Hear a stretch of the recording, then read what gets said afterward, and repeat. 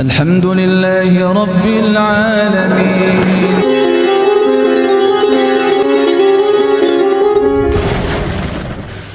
Jadi hati-hati Pak, kalau ada orang soleh, kalau ada orang rajin ibadah, ya menahan diri Pak untuk tidak usah hasad, untuk tidak usah cari-cari masalah, apalagi sampai memperkusi, menyakiti dia, karena musuhnya Allah. Orang yang nyalah-nyalah kepada orang-orang yang tekun beribadah seperti ini, hakikatnya dia sedang nyalah ke Allah. Maka Allah yang umumkan perang terhadap dia.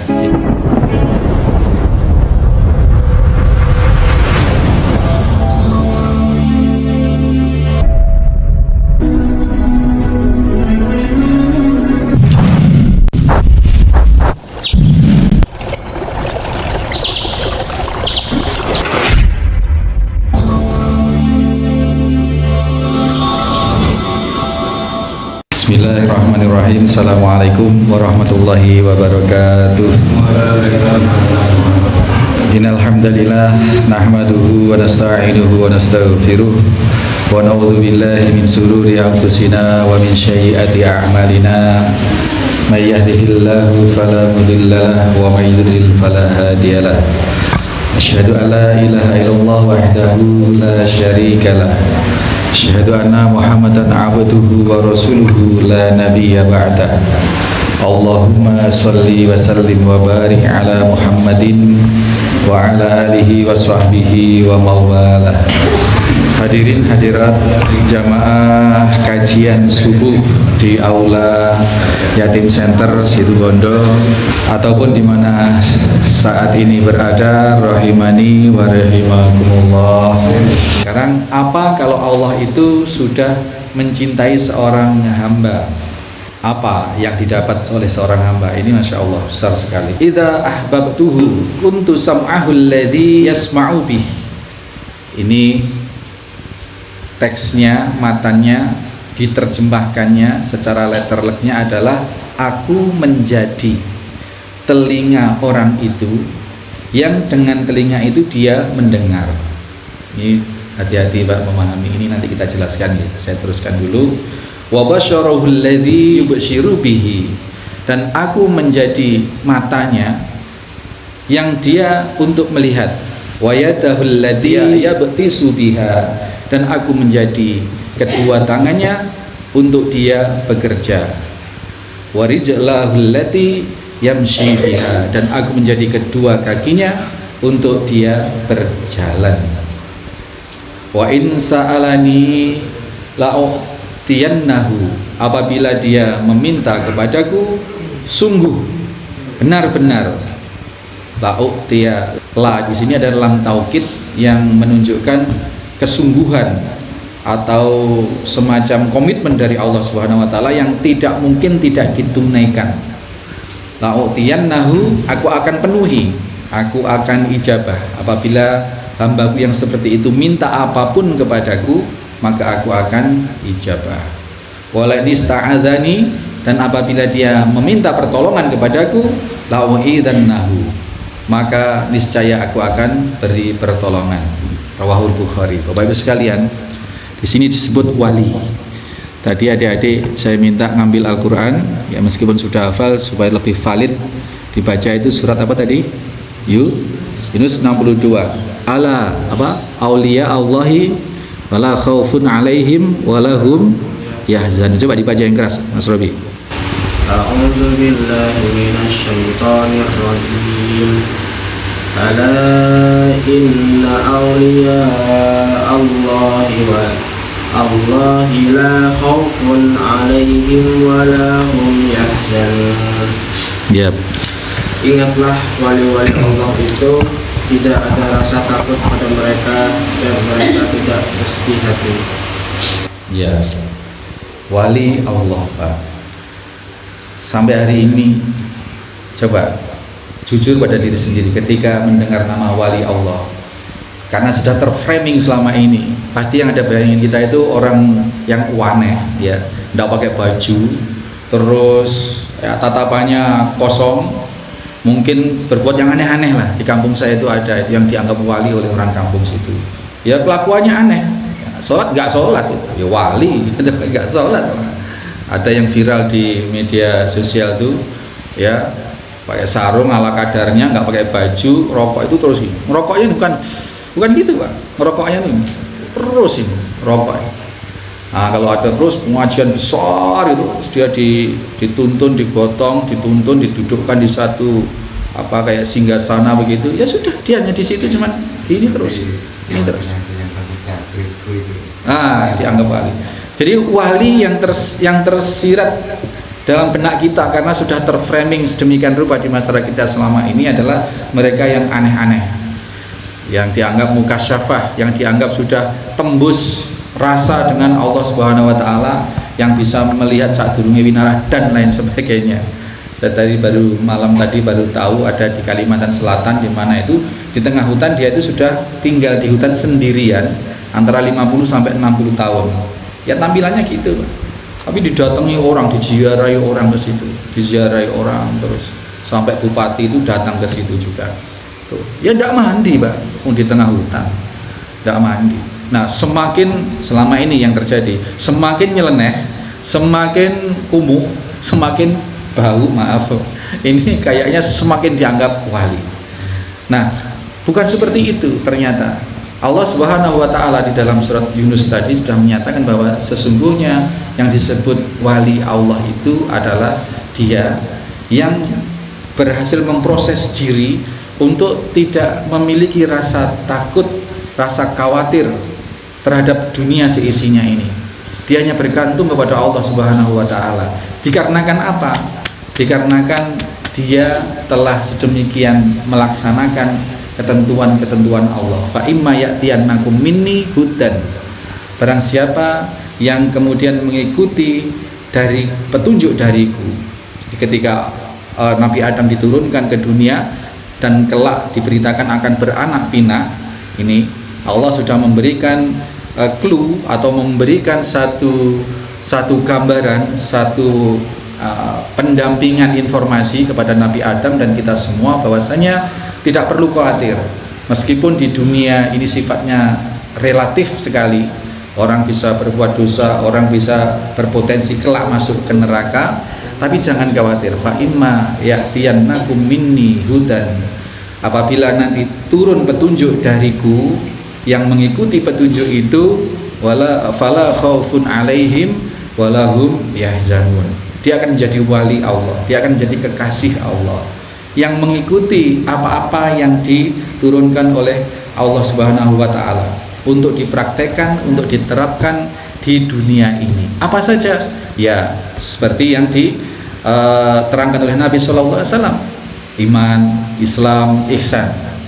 Iman itu adalah kualitas keyakinan hati terhadap Allah, terhadap malaikat, terhadap kitab, terhadap Rasul, terhadap takdir. Kemudian Islam itu adalah amaliyah badaniyah, amaliyah fisikle, itu Islam. Jadi terdiri dari apa? Syahadat itu harus diucap, lesannya harus berucap, kalau hanya di batin tidak bisa gitu. Kemudian sholat pakai gerakan, zakat, mengeluarkan harta ya, yang sifatnya semua adalah istato'ah, sebatas maksimal yang dia mampu. Kemudian berpuasa, amaliyah badaniyah, kemudian apalagi haji.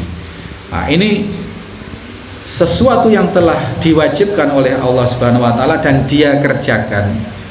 Kemudian ditambah lagi tidak hanya kewajiban-kewajiban yang dilaksanakan, yang dimaksud fa imma ya'tiyannakum minni, yang orang-orang yang mengikuti petunjuk dari kami, dari Allah Subhanahu wa taala, yang dijamin untuk memperoleh fala khaufun alaihim, untuk memperoleh derajat kewalian tadi adalah orang yang mengerjakan sesuatu yang diwajibkan oleh Allah Subhanahu wa taala dan masih kurang puas, masih ingin terus mendekatkan diri kepada Allah dengan mengerjakan yang sunnah.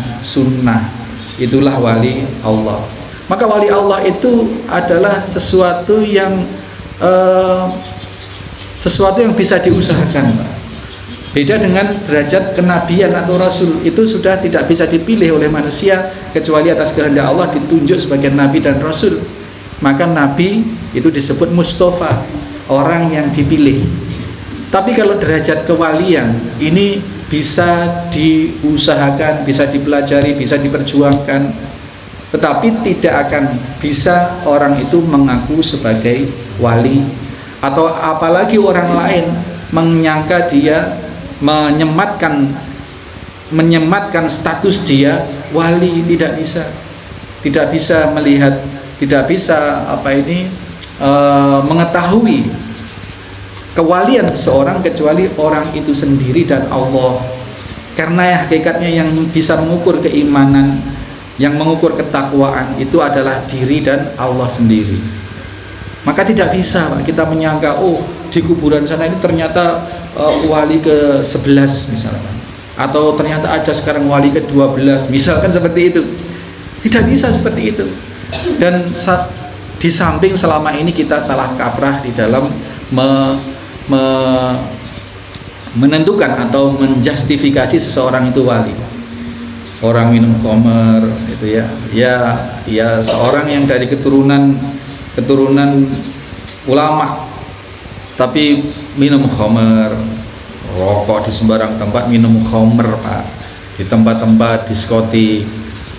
Wah, semakin seperti itu semakin dianggap wali gitu.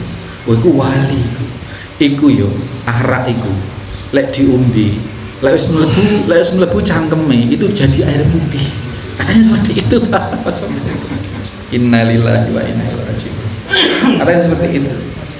Nah ini, dan kalau mereka semakin aneh, semakin nggak sholat, kalau mereka semakin kemudian berbuat nyeleneh lah, itu semakin difahami, semakin dimaklumi, semakin dianggap semakin keramat.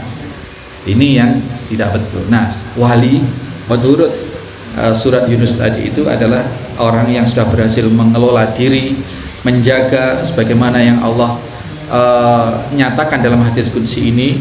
Dia melakukan kefarduan, kemudian mengerjakan kesunahan, oleh karenanya dia mendapatkan derajat takwa di sisi Allah Subhanahu wa taala. Dan orang-orang yang mengerjakan apa-apa yang Allah turunkan, maka dia dijamin mendapatkan tidak punya rasa takut kecuali hanya kepada Allah, tidak hanya punya rasa takut miskin, tidak akan punya rasa takut sengsara di dunia ini, karena yakin betul Allah Subhanahu wa taala mencukupi segala sesuatunya dan tidak pernah ada rasa khawatir. Ini, jadi kalau kita mau meraba saya ini sudah wali apa belum, cek sendiri seberapa kesungguhan kita beribadah wajib kepada Allah, seberapa kita berkomitmen mengikuti kewajiban-kewajiban itu dengan kesunahan-kesunahan. Terus rasakan, masih khawatir miskin enggak? Masih takut sama kalau saya berbuat kebaikan, takut sama atasan enggak? Di kantor misalkan, di kantor itu ya bosnya yang Islam tetapi tidak lebur dengan ibadah. Kalau waktu sholat mau izin sholat, misalkan sholat duha misalkan di luar, ini masih jam kantor sholat duha ini. Kalau sholat duhur biasanya sudah ada di jam isoma, ini tidak begitu masalah. Sholat duha misalkan, berani nggak izin sama atasannya, yang atasannya tidak lebur dengan ibadah-ibadah gitu. Nah ini, kalau sudah menyatakan aku nggak peduli, aku yang penting sudah unggah-ungguh, sudah izin mau sholat duha di musola kantor misalkan seperti itu, nggak takut nanti gimana kalau dipecat, nggak takut Pak, nggak takut. Nah, seperti itu. Ini sudahkah kita seperti itu?